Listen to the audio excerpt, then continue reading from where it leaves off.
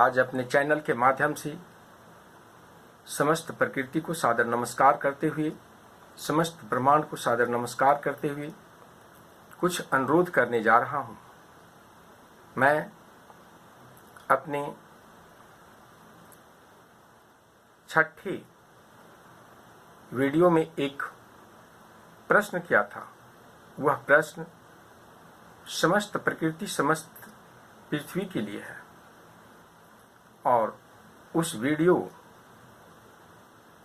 का लाइक यानी व्यू 24 दिखा रहा है, पर 24 नहीं है, मात्र 14 व्यू उसके ओरिजिनल है और बाकी 9 व्यू हमारा खुद का है। आज बहुत दुख के साथ कह रहा हूँ, यह 14 कुछ दर्शा रहा है और ये 14 बहुत कुछ कह रहा है। मैं जानता हूं इसमें न खिंचाव है, न आकर्षण है, यह तो सिर्फ सत्य है और सदैव सत्य। बहुत थोड़े लोग सत्य को समझ पाते हैं। बहुत हर्ष की बात है, बहुत खुशी की बात है कि आज पृथ्वी किस ओर जा रही है। आज मैं समस्त प्राणियों से अनुरोध कर रहा हूं, सत्य को समझें और सत्य को मानें। और सत्य कुछ नहीं है, सत्य न कोई धर्म है, न कोई संप्रदाय है और न ही कोई इबादत और पूजा है।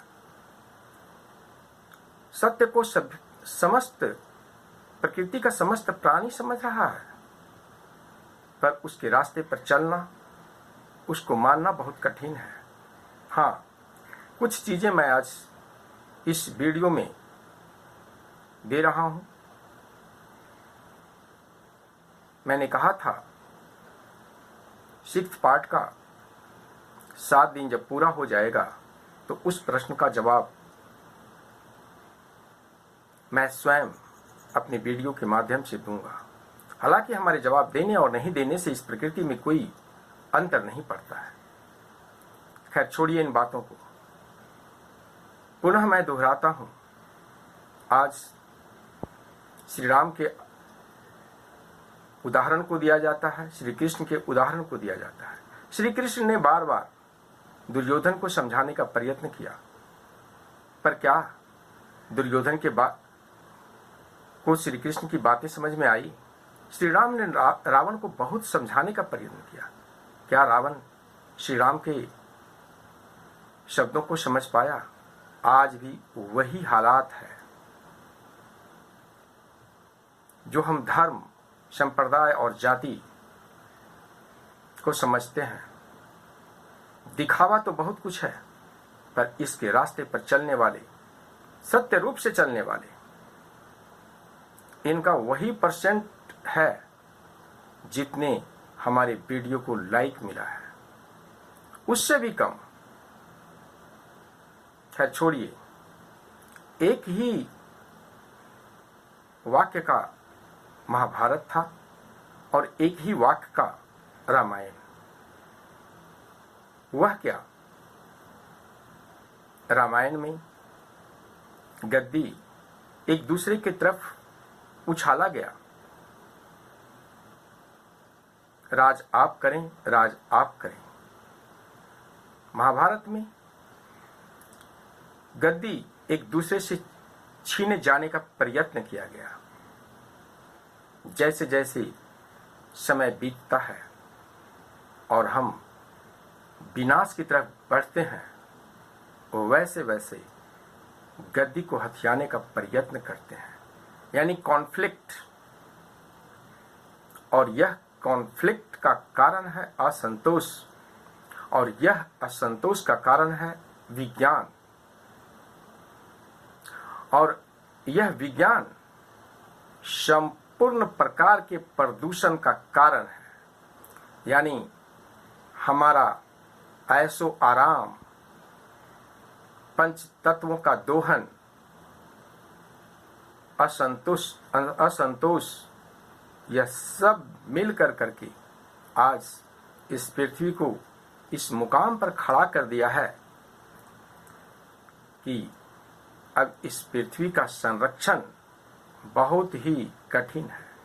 खैर, मैं पुनः इस चीज को दोहराता हूं, अगर प्रत्येक मानव इस पृथ्वी का सिर्फ सत्य को समझे तो सारी समस्याएं सुलझ सकती हैं। आगे मैं क्या कहूं, आप सब ज्ञानवान हैं, लेकिन सिक्स्थ पार्ट के वीडियो का उत्तर देने से पहले 2 वीडियो मैं और बनाऊंगा और उसे अपलोड करूंगा। शायद प्रकृति का प्रत्येक मानव आज सत्य को समझता तो ये पृथ्वी की जो दुर्गति होने जा रही है यह नहीं होती। अगर विज्ञान के द्वारा आप शक्ति प्राप्त कर लिए हैं, मिसाइल का निर्माण कर लिए, सब कुछ का निर्माण कर लिए, तो ये भी बात तय है कि पंचतत्व में इतनी शक्ति है कि सब कुछ को अगर वह देता है तो सब कुछ को छीन भी सकता है।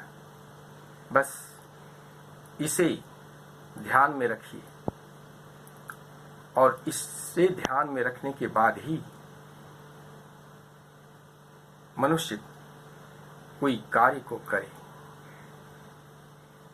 विशेष समस्त को चरण स्पर्श। I am sending end paying my heartiest respect and regards with my heartiest charan sparsh to every particle of nature as well as universe.